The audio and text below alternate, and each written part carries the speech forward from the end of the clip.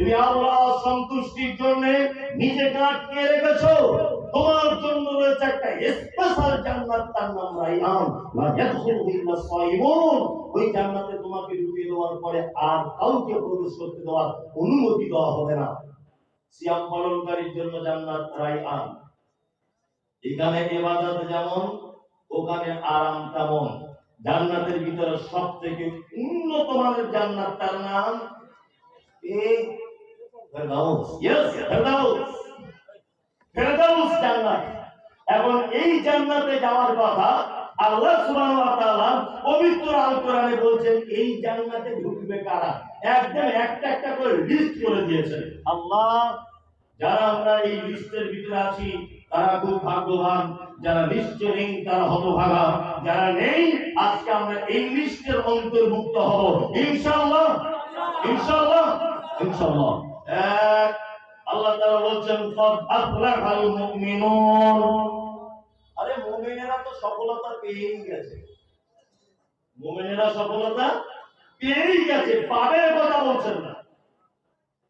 মুমিন যারা, তারা অলরেডি সফলতা পেয়ে গেছে। এদের গুণ কি? আল্লাহ তাআলা বলছেন, আল্লাযীনা হুম ফি সালাতিহিম খাশিউন। যারা তাদের নামাজে খুব বিনয়ী। ফেরদাউসে যেতে গেলে সালাতে বা নামাজে কি হতে হবে? বিনয়ী হতে হবে। সালাতের বিনয়ী বলার আগে দু তিনটা আপনাকে বাহ্যিক কথা বলে রাখছি। এক, আচ্ছা আমি মুমতাজুল ইসলাম কত ভদ্র, আচ্ছা বলুন তো আমার বাহ্যিক দৃষ্টিতে কি দেখলে বোঝা যাবে? আমার পোশাক দেখলে বোঝা যাবে, আমার রুচি দেখলে বোঝা যাবে, আমার চোখের পছন্দ দেখলে বোঝা যাবে, আমার খাদ্য খোরাক দেখলে বোঝা যাবে যে আমি কতটা ভালো লোক, তাই না? আমি এখন জলসা করতে এসেছি, যদি এখন তেরে নাম চুল আর এখানে একটা লাল ফিতে আর মোটামুটি লাল টকটকে একটা পাঞ্জাবি আর 3 তলা টুপি এইরকম যদি পরে আপনাদের গ্রামে ঢুকি, লোক কি বলবে? বক্তা না পাগল বলবে, কি বলবে না? আমি একজন বিনয়ী, আমি একজন ভদ্র মানুষ, এটা পরিচয় করতে গেলে কি রাখবে? সুন্দর একটা রুচিসম্মত পোশাক, সুন্দর একটা কোন রকম টুপি, আমি যে গাড়িতে এসেছি গাড়িটা, এইরকম জিনিস দেখলে একটা মানুষের বোঝা যায় যে এই মানুষটা খুব নম্র এবং ভদ্র। আল্লাহ তাআলা বলেছেন, যারা ফেরদাউসে যাবে তারা সালাতে হবে খুব বিনয়ী। একটা মানুষের বিনয়ী প্রথম দিক কি? তার পোশাক, তাই না? আমরা যখন অফিসে যাই, আদালতে যাই, থানাতে যাই, তখন এমন জামা পরি চকচক চকচক করে, হট সেন্ট মারি, আর চুলে একেবারে সেম তেল, হাতে ডান ঘড়ি। ওই লোকটা কি দেখবেন যখন আল্লাহর ঘর মসজিদে নামাজ পড়তে ঢুকছে, বগল কাটা গেঞ্জি, পিছনের দিকে কালো ময়লা, আর টুপিতে দেখবেন কালো দাগ হয়ে গেছে, দেখে মনে হচ্ছে লালগোলা থেকে ভিক করতে এসেছে। এরকম লোক আছে না নেই? বগলের গন্ধ, ঘামের গন্ধ, মাথার চুলে তেল দেয় না গন্ধ, এই লোকটা কি দেখতে পাওয়া যায় না? অথচ একটু আগে লোকটাকে দেখতে পাওয়া গেছে অফিস আদালতে, তখন সুন্দর চকচক চকচক করে মসজিদে আপনার অফিস আদালত থেকে ঘুরে এসেছে। আর আল্লাহর ঘরে যখন ঢুকছে মনে হচ্ছে কোথাকার পাগল এসেছে। আল্লাহ। নাম্বার 2, সালাতে বিনয়ী হতে গেলে পবিত্রতা অর্জন করতে হয়। সালাতের শর্ত কি? পবিত্রতা। আমাদের নবী মুহাম্মদ সাল্লাল্লাহু আলাইহি ওয়াসাল্লাম বলেছেন, আত-তাহুরু শাতরুল ঈমান। পরিচ্ছন্নতা হচ্ছে ঈমানের অঙ্গ। আমরা পরিচ্ছন্নতা বলতে কি বুঝি? বইয়ের কাছে রাতের বেলা শুয়ে থাকলে ঘটনা যদি কিছু ঘটে যায়, ফজরের নামাজের আগে গোসল করতে হয়, এইটার নাম পবিত্রতা। পেচ্ছাপ করলে বদনায় করে গিয়ে ওই আপনার লজ্জাস্থানটা ধুয়ে নিতে হয়, এইটার নাম পবিত্রতা। এই দুটোকেই মনে করি পবিত্রতা। পবিত্রতার নাম এটা নয়। হযরত মুহাম্মদ সাল্লাল্লাহু আলাইহি ওয়াসাল্লাম বলেছেন, পবিত্রতা ঈমানের অঙ্গ, একটা ঈমানদারের অংশ পবিত্রতা। আমরা শুধুমাত্র ভেবেছি পেচ্ছাপ পায়খানা ভালো করে পরিষ্কার করা, স্বামী স্ত্রী মিলনের পরে পরিষ্কার করা, গোসল করে দেহ পরিষ্কার করা, এইটার নাম পবিত্রতা। এটার নাম তো পবিত্রতা অবশ্যই। তারপরে আর একটা দিক আছে, সেটা কি? নামাজ পড়তে আসছে একটা লোক, গ্রামের পঞ্চায়েত ধরে নেন, ভালো টাকাও খায় খারাপ টাকাও খায়। এখনকার তো যারা একটু নেতা গোছের মানুষ, মানুষের পায়খানার টাকাও খেয়ে নেয়, আছে না? সরকারি পায়খানা ঘর এসছে, তার টাকাও খেয়ে নিয়েছে। এরকম রিপোর্ট হয়তো মালদা জেলাতে নেই, আমাদের ওদিকে আছে। আমি বলবো না, মাথা খারাপ ভাই, কে বলবো? আমিও কথা বলবো না। পায়খানা ঘরে টাকা এসেছে, তবুও ছেড়ে দিয়েছে। এবং এই লোকটা মসজিদে সহযোগ করে কাতারে দাঁড়াচ্ছে। বলুন যে পবিত্র না অপবিত্র? অপবিত্র। একটা লোক ওপেন লটারি টাকা পেয়েছে, লটারি বিক্রি করে, হারাম ব্যবসা। একটা লোক ব্যবসা করে ওজনে ফাঁকি দিয়েছে। একজন লোক ব্যবসা করে মিথ্যা কসম করে লোক ঠকিয়ে তার পণ্য বিক্রি করে দিয়েছে। একটা লোক তার আব্বাকে হসপিটালে নিয়ে যাবার নাম করে গুণের জমি লুকিয়ে আব্বাকে টিপ দিয়ে লিখে দিয়েছে। এরকম লোক আছে না নেই? আচ্ছা, ওই লোকটা কি আবার দেখতে পাওয়া যায় ওযু করে মসজিদে ঢুকছে। আচ্ছা বলুন তো, লোকটা পবিত্র না অপবিত্র? অপবিত্র। তার মানে সালাত আদায় করার পূর্বে ওযু করাটা পবিত্র নয়। তোমার পেটে যে খাদ্য, এটা পবিত্র টাকা হতে হবে। তোমার চোখের দৃষ্টি পবিত্র হতে হবে। তোমার মুখের ভাষা পবিত্র হতে হবে।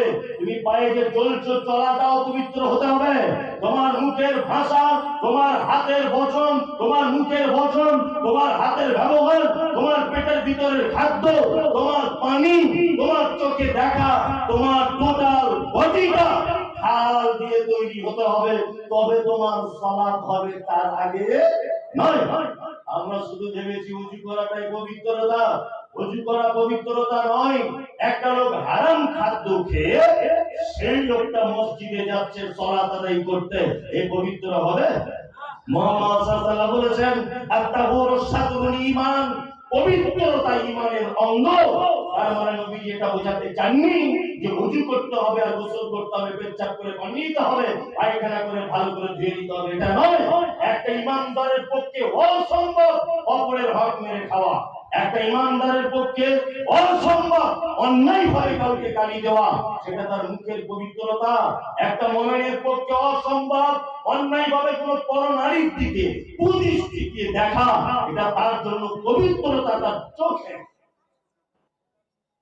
কি বললাম, বোঝাতে পেরেছি? তার মানে বোঝা গেল নামাজ কবুল হওয়া বড় কঠিন, খুব কঠিন। এই আমি অনেক বক্তব্যতে বলি, অনেক বক্তব্যতে, পৃথিবীতে একটি মাত্র খাবার আছে যে খাবারটা জাহান্নামীদের খাবার। যদি বলছেন কেমন করে আপনি পেলেন? আল্লাহ পবিত্র কোরআনের একটা আয়াত দেখে এটা আমি বুঝতে পারছি। আল্লাহ তাআলা বলছেন, লা তাসমাউ ফিহা লাগিয়া। আল্লাহ তাআলা বলছেন না, আয়াতটা এই সূরার ভিতরে আছে, রাইট, লা ইসমিনু ওয়ালা ইউগনি মিন জু'। আল্লাহ তাআলা বলছেন জাহান্নামীদের একটা খাদ্য, যে খাদ্যটা খেয়ে তাদের পেটও ভরবে না আর শরীরের কোনো পুষ্টি যোগাবে না। এটা কাদের খাদ্য? জাহান্নামীদের। বর্তমানে কিছু লোক আছে দেখবেন, নামাজ পড়া তো বিড়ি টানছে। বিড়ি টানছে না? বিড়ি খেলে কোনো পেট ভরে? স্বাস্থ্যের কোনো উপকার হয়? হারাম। একটা লোক যদি একদিন যদি একবার বিড়িটা টেনে দেয় বা নেশার জিনিস টেনে দেয়, কতদিন তার সালাত হবে না? 40 দিন। সবাই জানে, তো কেউ মানে না। এইখানেই যদি চেক করা যায় ওর পকেটে, তা মনে হয় এখানে 100 থেকে 200 লোকের পকেট থেকে বার হবে। বার হবে না? বার হবে। তার মানে সমস্ত অপবিত্রতা থেকে আপনাকে কি করতে হবে? নিজেকে ইবাদত করতে হবে। সালাত বিনয়ী হতে হবে, খুব বিনয়ী। তবে এখন বিনয়ী হওয়াও বড় কঠিন। ইমাম সাহেবদের তো অবস্থা খুব খারাপ।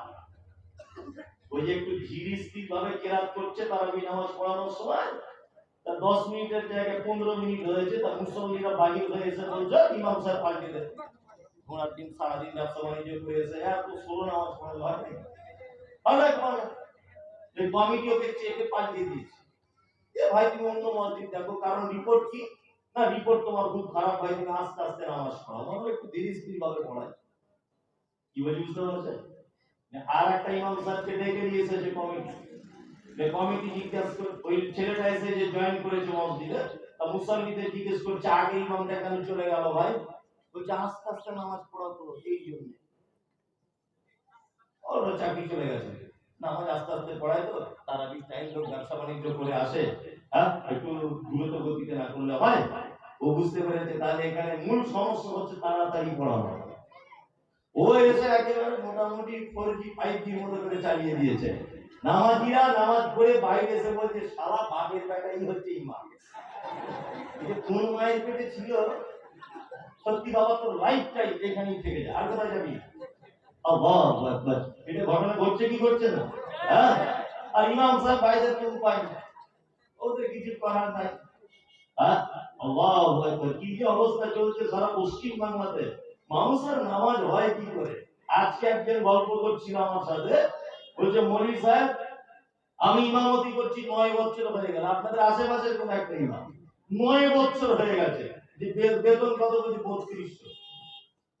যে 9 বছরে 3200? বলছে হ্যাঁ ইমাম মাথাটা পাই। কি আশ্চর্য ব্যাপার! চলছে কি চলছে না এগুলো? হ্যাঁ চলছে। আমাদের সালাত হেফাজত করতে হবে, খুব ধীর স্থির ভাবে সালাত আদায় করতে হবে। আল্লাহ তাআলা তারপরে বলছেন ওয়াল্লাযীনা হুম আনিল লাগবি মুরিদুন, যারা অসার ক্রিয়াকলাপ থেকে নিজেকে হটিয়ে রাখে, মানে ফালতু কথা বলে না, প্রয়োজন হলে কথা বলে, নতুবা নিজেকে আটকিয়ে রাখে। আমাদের নবী মুহাম্মদ সাল্লাল্লাহু আলাইহি ওয়াসাল্লাম তিনি বলেছেন আফজালুল কওল সাদাকাতুন, প্রয়োজন হলে তুমি উত্তম কথা বলো, সাদকা করলে যে নেকি পাবে সেই নেকি তুমি পেয়ে যাবে। হঠাৎ করে মানুষের সঙ্গে খারাপ ভাষায় কথা বলিয়েন না, তাহলে হিতে বিপরীত হয়ে যাবে। তাহলে ফেরদাউসে যেতে গেলে দ্বিতীয় শর্ত কি? দ্বিতীয় শর্ত কি? দ্বিতীয় শর্ত হচ্ছে নিজের জবানকে হেফাজত করতে হবে। এটা আমরা করেছি। ওই তো চায়ের দোকানে বসে অমুক ঠিকানা বাড়ি করেছে, কি করে বলতে একজনা বলছে, তার একজন বলছে ঘটনা শুনিসনি? না শুনি। বুঝে দিল্লিতে কাজে গিয়েছিল, মাল ঝেড়ে দিয়ে চলে এসেছে। তো ও ঝেড়ে দিয়েছিল, তোমার বাপ দেখতে গিয়েছিল, তুমি এই কথা বলতে গেলে কেন? হ্যাঁ, এই তোমার বাপ দেখতে গিয়েছিল, টাকা মেরে নিয়ে এসেছে, এই কথা বলার দরকার কি? একটা বোনের স্বামী মারা গেছে, তা বউটা যাচ্ছে কালিয়াচকে কোনো একটা কাজে, তা চায়ের দোকানে বলছে দেখ স্বামী মরে যাওয়ার পরে ঢং কত। আরেকজন তখন পাশে বলছে শুনিস দেখেছি? বুঝে না, ফটিকের ছেলের সাথে শুনছি কি খড়া মটর করছে একটা। তুমি বলতে গেলে কেন? তুমি কেন বলতে গেলে? তুমি জানো? তুমি জানো ও ফটিকের ছেলের সাথে খড়া মটর করছে? তুমি জানো? বলতে গেলে কেন?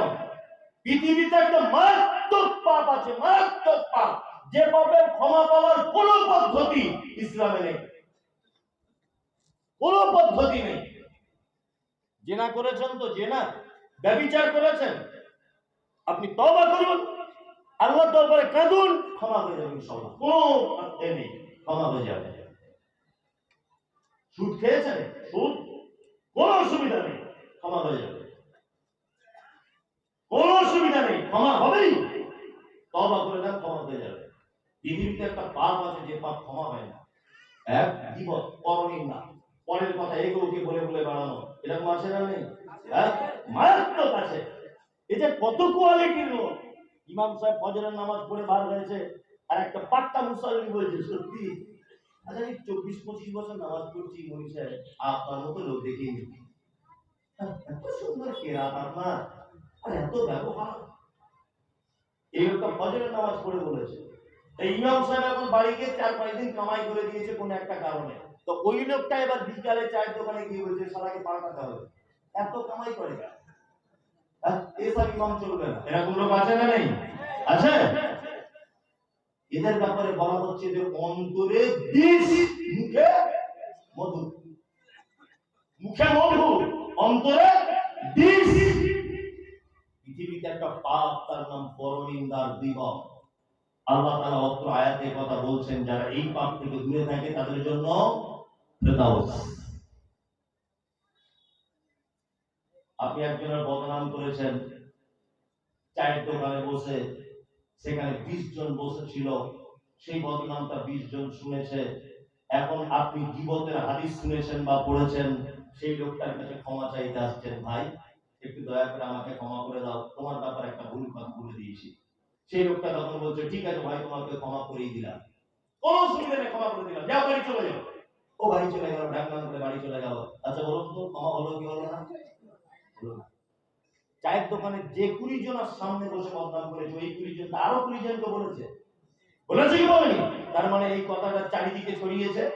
হ্যাঁ, তার মানে যে পাপ ক্ষমা পাওয়া খুব মুশকিল। মুহাম্মদ সাল্লাল্লাহু আলাইহি ওয়াসাল্লাম বলেছেন, গীবতের পাপ যদি ক্ষমা নিতে চাও, তুমি যে মজলিসে বসে তুমি তোমার ভাইয়ের দুর্নাম করেছো, ওই মজলিসে বসে তুমি বেশি বেশি তোমার ভাইয়ের সুনাম করো।